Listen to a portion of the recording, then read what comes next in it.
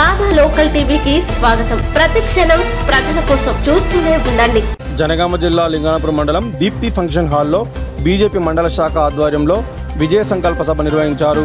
ముఖ్య అతిథిగా నియోజకవర్గ ఇన్ఛార్జ్ రాంచీ నగర మేయర్ ఆశా లక్రా పాల్గొని మాట్లాడుతూ సికింద్రాబాద్లో పెరేడ్ గ్రౌండ్లో ఈ నెల 3న ప్రధానమంత్రి నరేంద్ర మోడీ పాల్గొననున్న భారీ బహిరంగ సభకు విజయవంతం చేయాలని ఆమె కోరారు.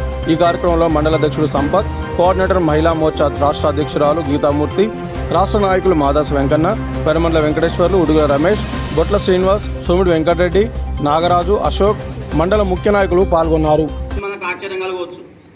ప్రధాని నరేంద్ర మోడీ గారు ఇటువంటి జాతీయ నాయకులను గ్రామాన పంపడం జరిగింది. బూతున పంపడం జరిగింది. 5గురు ఉన్న సమావేశాలు పెట్టండి, 10 మంది ఉన్న సమావేశాలు పెట్టండి, కార్యకర్త యొక్క బలం ముఖ్యము అని.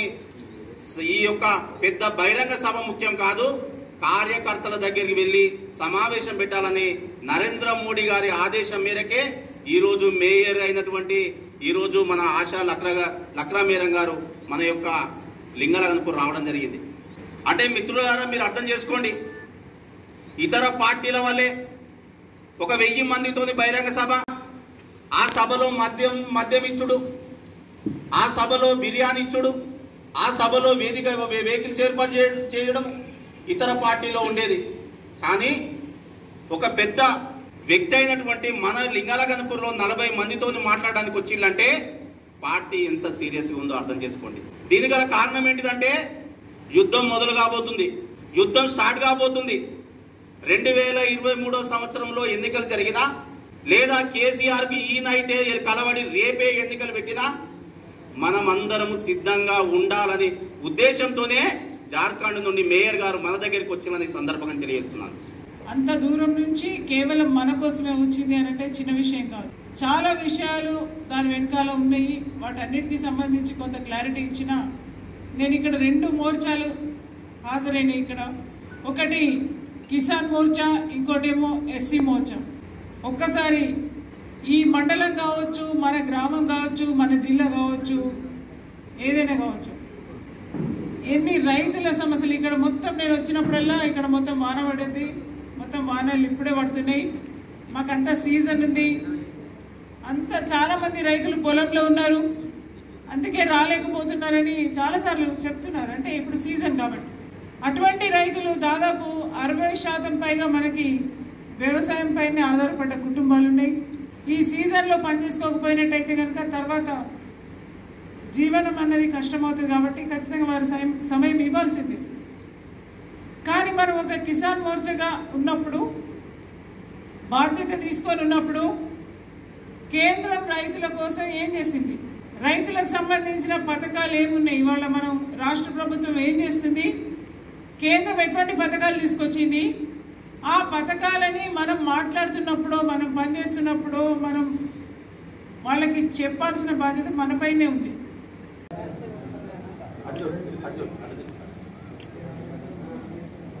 जैसे महानुभावों की सेवा के कारण आज अयोध्या में राम मंदिर निर्माण कर रहे हैं। कल से चलते हुए आज पूरे स्टेशन घनपुर विधानसभा का एक मंडल में जाना हो रहा है और विकास संकल्प अभियान के तहत आज लिंगा घनपुर जनगाम डिस्ट्रिक्ट में उपस्थित हुई हूँ। आज हम सब एक अभियान के साथ चले हैं, संपर्क अभियान। और ये संपर्क अभियान अगर हम शुरू करते हैं तो मेरा अभियान यहाँ से शुरू होता है, चाहे वो किसान का मोर्चा हो, एससी मोर्चा हो, गिरजन मोर्चा हो, तीनों मोर्चा अगर साथ चलेंगे तो समाज को साधने के लिए हम सब एक साथ आए हैं। तभी हम आवाज देंगे बिरसा मुंडा अमर रहे। आप लोग बोलेंगे अमर रहे, अमर रहे, बिरसा मुंडा अमर रहे, बिरसा मुंडा अमर रहे, बिरसा मुंडा अमर रहे, कुमरा भीम अमर रहे, कुमरा भीम अमर रहे। हमारा संविधान का निर्माता डॉक्टर भीमराव अंबेडकर अमर रहे, डॉक्टर भीमराव अंबेडकर अमर रहे। भारत माता की जय, भारत माता की जय।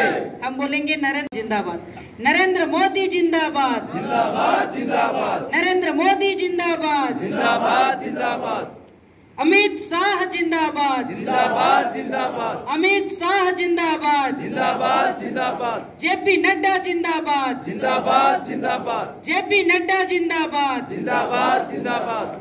आज आप सब लोग यहाँ उपस्थित हुए हैं। मैं इतना कहना चाहती हूँ कि जिस संपर्क अभियान में हम चले हैं, आपको भाई साहब बता रहे थे कि किस तरह से आज भारतीय जनता पार्टी का एक एक नेता, चाहे वो राष्ट्रीय नेता है या केंद्र में भारत सरकार में मंत्री हो, हर लोग गांव गरीब किसान के पास पहुंच करके ये संपर्क अभियान कर रहे हैं। आज मुझे भी मौका मिला है और आज आपके साथ में, किसान के साथ में, एससी समुदाय के साथ में, एसटी समुदाय के साथ में मिलने का, संपर्क करने का एक अलग अनुभव प्राप्त हुआ है। कोई भारतीय जनता पार्टी में ना कोई बड़ा होता है, ना ही कोई छोटा होता है। कर्ता के रूप में चाहे वो नेता हो या मंत्री हो, सभी लोग काम करते हैं। इसलिए मैं कहती हूँ कि भारतीय जनता पार्टी के अपने प्रधानमंत्री जी नेशन फर्स्ट, ऐसा उन्होंने नारा दिया। जब नेशन फर्स्ट होगा तो हम उसमें काम कर सकते हैं। और जिस दिन हम बड़ा हैं, ऐसे केसीआर जैसे पार्टी के लोग जैसा सोचना शुरू करेंगे तो भारत का लुटिया डूब जाएगा।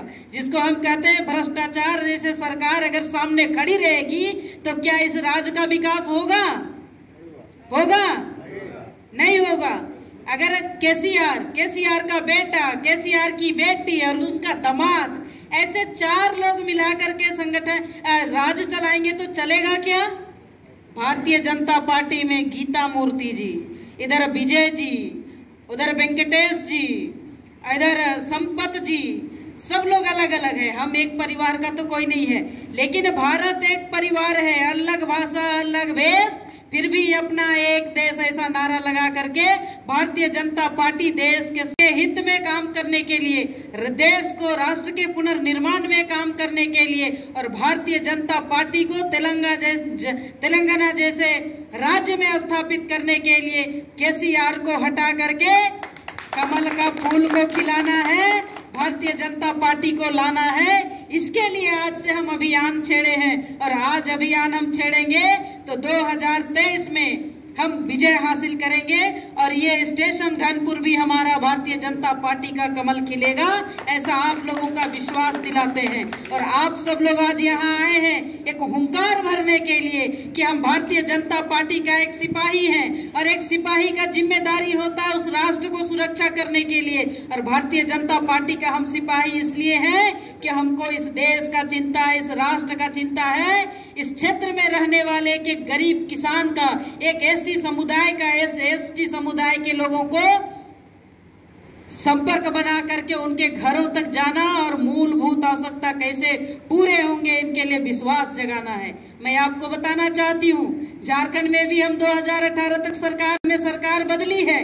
जेएमएम की सरकार झारखंड में, केसीआर की सरकार तेलंगाना में। अब दोनों चुप चुप के मिलते हैं, चोर चोर मौसेरा भाई, दोनों चोर हैं, ऐसा हम कह सकते हैं। एक उधर झारखंड में भ्रष्टाचार से लिप्त है, माइनिंग लीज करा करके अभी जेल का जाने में रास्ता बन रहे हैं। उसी तरह इनका भी जिस दिन जांच बैठेगी तो ये बाप, बेटा और बेटी सब जेल जाएंगे और ऐसे लोगों को यहाँ से हटाना है।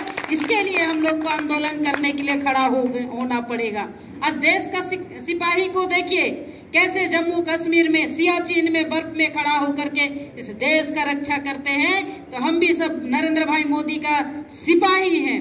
हम सब लोग को भी सीना तान के खड़ा होना पड़ेगा और घर घर संपर्क अभियान करके 3 तारीख के बाद, हाँ, जुलाई मूडो रोज आप लोग को हैदराबाद जा करके मोदी जी को सहयोग करना पड़ेगा और हम सब यहाँ से उठ करके जाएंगे। आज हम आपके साथ आए हैं रांची से चल करके तेलंगाना के इस डिस्ट्रिक्ट में, तो कहीं ना कहीं एक परिवर्तन है कि हम जिस समाज से हैं। मैं एक आदिवासी लड़की हूँ। नरेंद्र भाई मोदी ने आदिवासी को नहीं देखा। उन्होंने कहा कि ऐसे जो महिला जो सुदूर ग्रामीण क्षेत्र में रहती है, पहाड़ के नीचे जंगलों में, कंदराओं में रहते हैं, वहां से निकल करके समाज के लिए काम करने वाला व्यक्ति को चुन के निकाला है।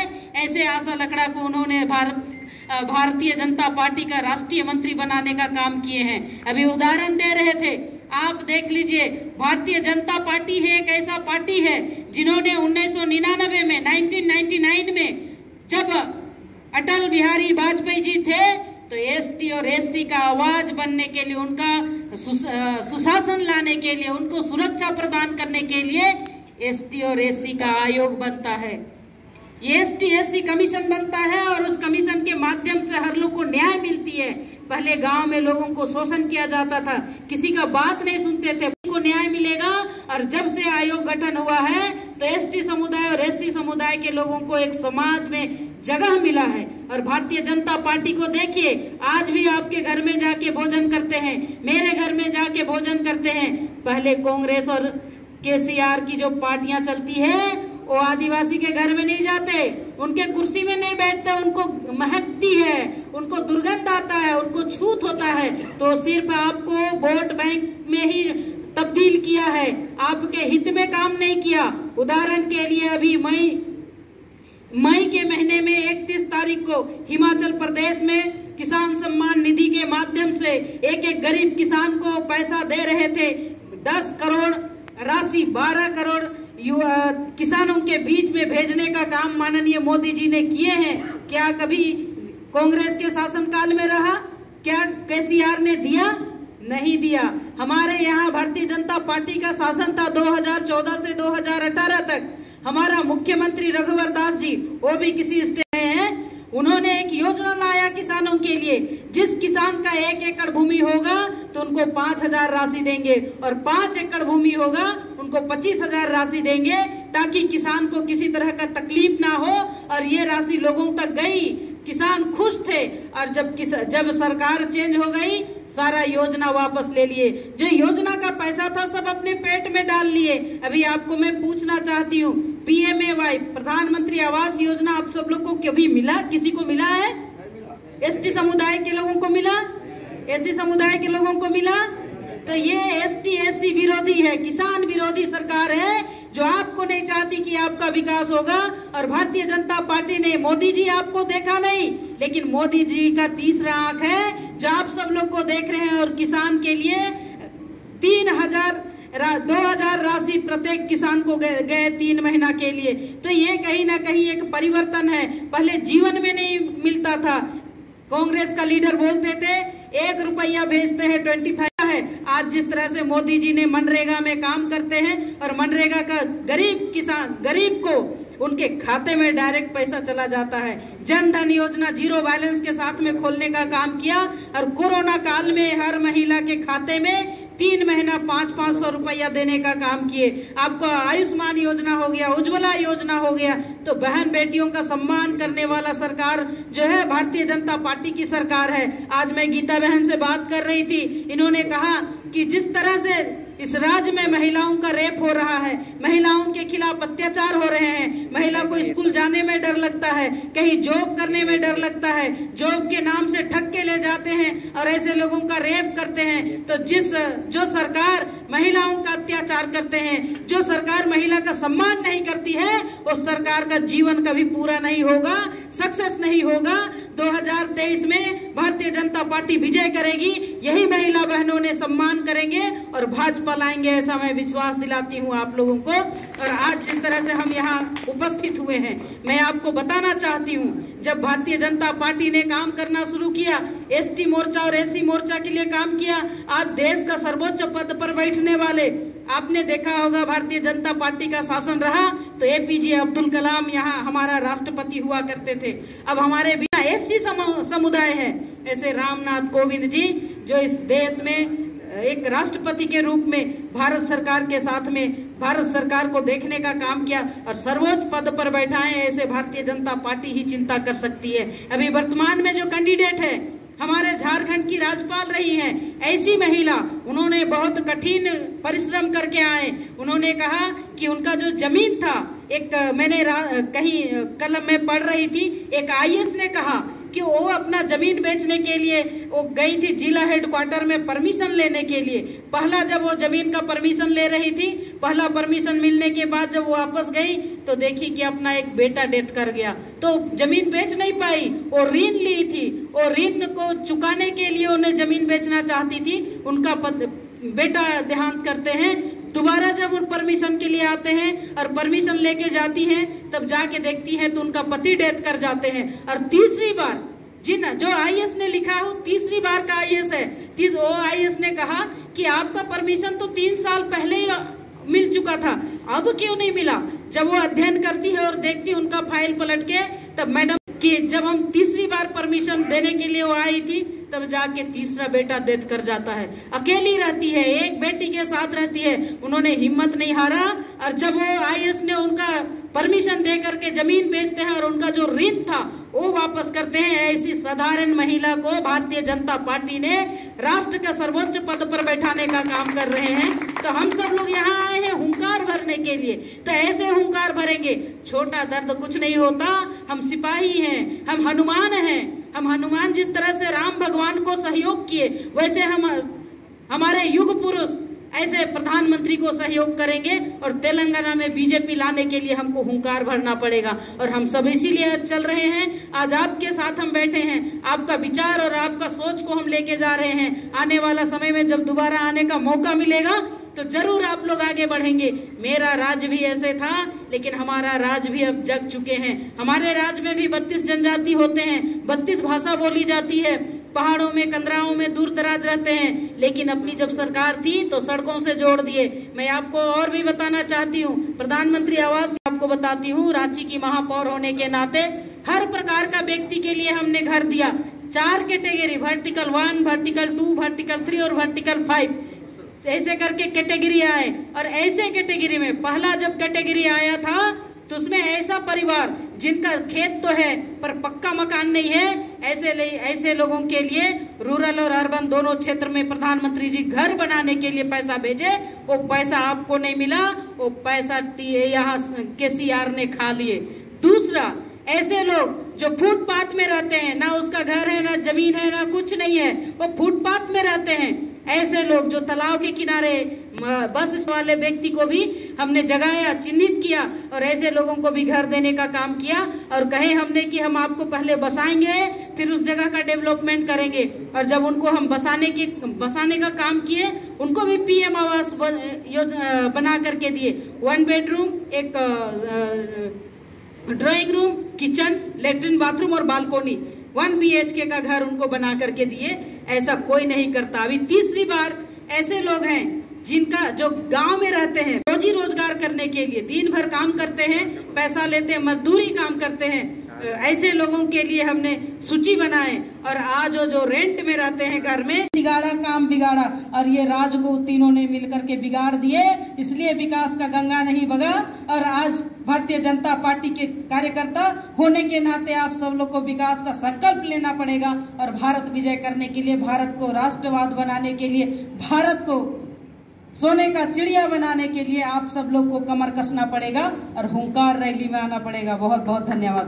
बोलिए भारत माता की విజయ సంకల్ప సభ అనుసరించి ఈరోజు మండల కేంద్రంలో దీప్తి ఫంక్షన్ హాల్లో ఈరోజు వివిధ గ్రామాల నుండి విచ్చేసినటువంటి నియోజకవర్గ మండలంలోని అధ్యక్షులు, ఉపాధ్యక్షులు, శక్తిగత ఇన్ఛార్జులు, కార్యదర్శులు, యువ మోర్చా అధ్యక్షులు, కార్యకర్తలు మరియు ప్రత్యేకంగా మీడియా పత్రికా విలేకరులకు ప్రత్యేక ధన్యవాదాలు తెలుపుతూ ఇంతటితో ఈ సమావేశం ముగిసిందని తెలియజేస్తున్నారు.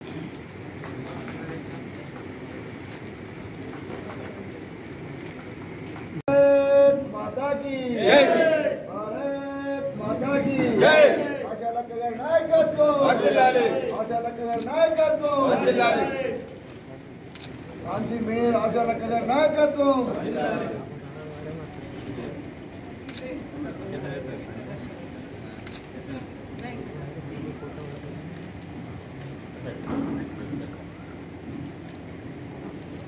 भारत माता की नरेंद्र मोदी गारी नायकत्व, नरेंद्र मोदी गारी नायकत्व.